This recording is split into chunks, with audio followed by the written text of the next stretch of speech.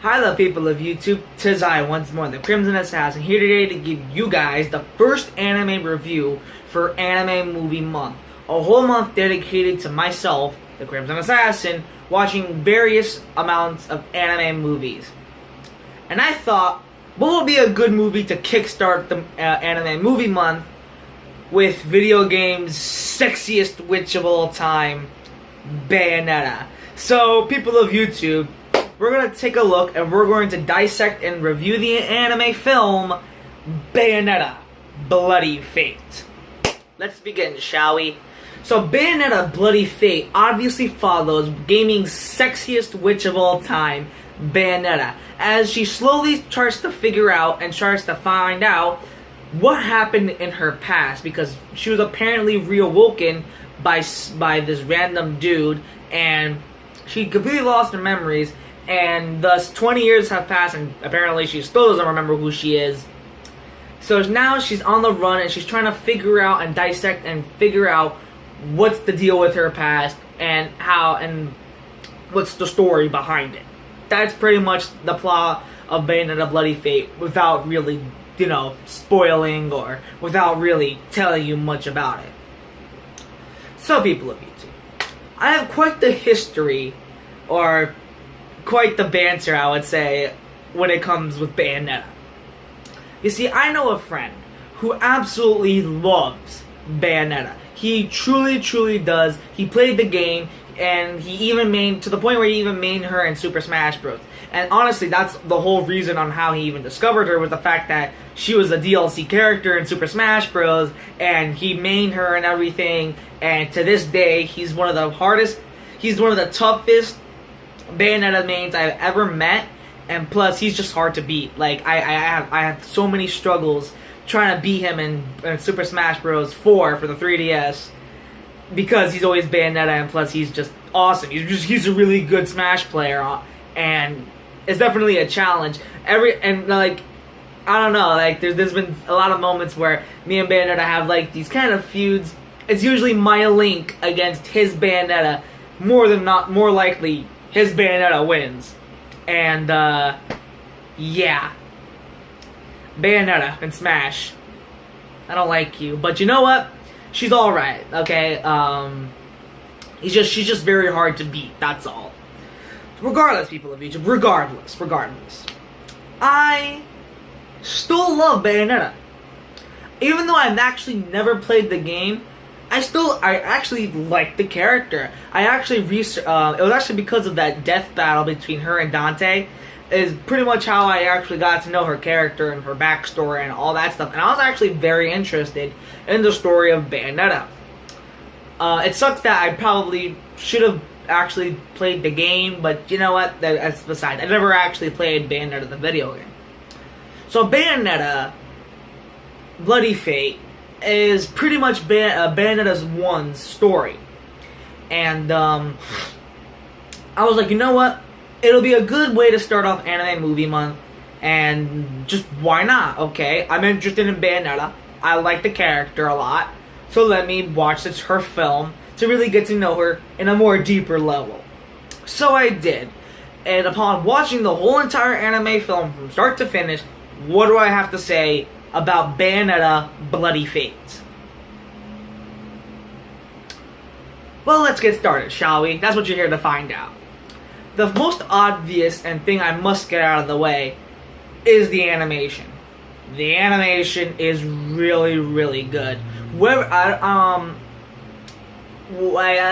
animation's really solid. The action scenes is very solid, going hand in hand with the animation. The animation is just gorgeous. To the various action scenes, to the art, to the background, to just everything. It just bursting with personality, and just how over the top Bayonetta is. Definitely, what goes with it being over the top is its action scenes. The action, again, over the top and crazy as hell, but it's entertaining. I absolutely love over the top action scenes, and Bayonetta Bloody Fate does not disappoint. The action is gorgeous and awesome and epic, and it'll keep you enticed. The action really solid, really good, really well. Moving on. the Japanese voice acting for Bayonetta wasn't half bad. I definitely love all the voice actors and actresses did a fantastic job voicing their characters, especially the woman who voiced Bayonetta. She was the best character, and I absolutely love how her role. You could tell she was having fun with it, and I really liked the voice acting. Solid job. Good job, guys. Now, the two components to make any anime movie great is its story and characters. Let's start off with the story, of course. The story of Bayonetta is a bit bumpy, with a lot of things that it honestly could have addressed, and some things needed to be explained a little more for me to actually get invested in most of the characters in the anime. But for what we got, you know, especially since the anime film was only an hour and a half long, I guess I could kind of forgive it. And plus, I bet you in the game that the characters get more character development.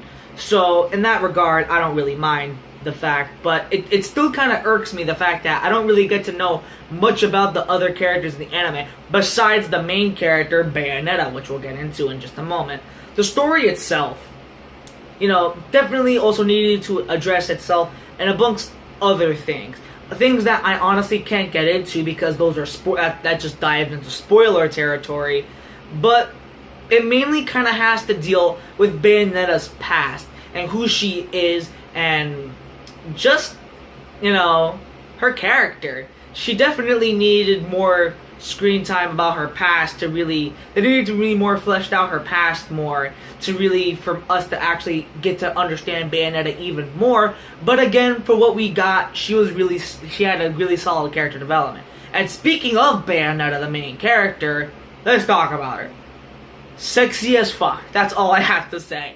Bayonetta, the character, I like it. She's charming, entertaining. She's very seducing and sexy as fuck. I mean, there's a reason why she's called BAE-ONETTA, because she's bae. Okay, yeah, no more puns for me. Regardless, Bayonetta's character, you know, you get to understand it. She's really fleshed out. And I do like her character development, although there are a few things that needed to be touched upon a little more, like with her and her relationship with this guy named Rodin. I only felt like you don't really see them really bonding and interacting more, and apparently Rodin helped Bayonetta, you know, awaken after 20 years or something, and I only wish that they actually fleshed out their relationship more. You know, I only wish they actually shown more of Rodin and Bayonetta's past and what it was like, but it's never really explained. Again, going back to a lot of things that the story doesn't really explain about much of Bayonetta's past. However, I bet you they explain it in the game, but you know what? This isn't about the game, it's about the anime. And if nothing is addressed about a certain character's relationship in the anime, I'm gonna have to point that shit out. And plus, there was a bunch of other useless kind of characters in the film that honestly did not need to be there. And I felt like if you just removed them from the film, nothing would change. Like, you have this one character named Luca, who honestly does absolutely nothing in the film. All he really does is get in Bayonetta's way and constantly get himself into stinking danger. And he just does not. He just, if you were to, and also he just stalks Bayonetta. That's all he does, because you know what happened after she was awoken for 20 years or something was the fact that, you know, Bayonetta was responsible for his father's death, and you're honestly supposed to care about this guy's character.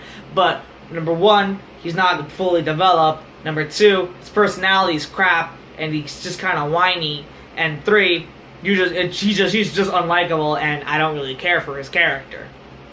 Then you have like this little girl character, which I understand what she was used for, but again, did not need to be there. Did not need to, you know, she didn't serve a purpose whatsoever. She was pretty much useless.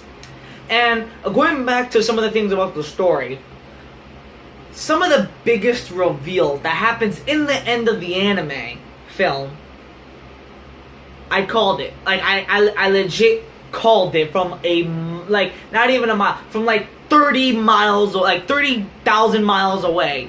because it was easy. It was they try to foreshadow these reveals, and I mean, I called it. I legit called it. The ending, the whole final boss or whatever, the antagonist of the movie. Yeah, he does nothing. He's pointless. The antagonist is probably, again, a cheap cliche and definitely something I called on. And just, honestly, he just sucked. He wasn't menacing. He wasn't thrilling. Bayonetta is just so damn OP that some of the action scenes actually, you know, they lose their tension because you obviously know Bayonetta is just so damn broken. I mean, if she's broken in Smash, I'm pretty sure in her game she's 10 times more broken. And I know it sounds like I'm kind of bashing on this film. I'm really not. You know, there are a lot of things about the film that I actually really like, but in regards to its story and characters, you know, I only wish that they touched upon some of the things I mentioned before, and I only wish that they actually just shown more of Bayonetta's past and who she is and yada yada yada. And I get it. Play the game. I know. Just play the game, Crimson. You know, you're missing out. Bayonetta was a great game. I get it. But honestly, this isn't about the game. It's about the anime. And with that being said, people of YouTube, I really don't have really much to say else about Bayonetta Bloody Fate. So in that regards, people of YouTube, my final verdict for Bayonetta Bloody Fate is a solid 7 out of 10. It is a good film. You will probably get enchanted with the action. The action is really solid. But don't be surprised on much about the story and its characters, you know. But, that being said, I did overall actually enjoy it. The story was pretty entertaining for the most part.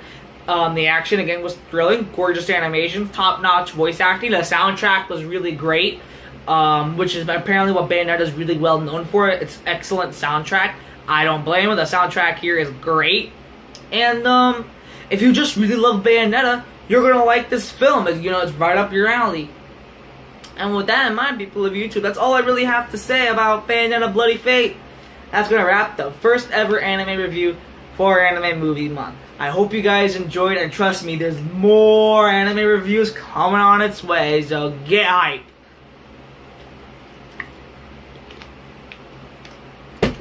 And with that being said, people of YouTube, 'tis I once more, the Crimson Assassin. Follow me on Twitter and Instagram, and I'll see y'all later. Peace.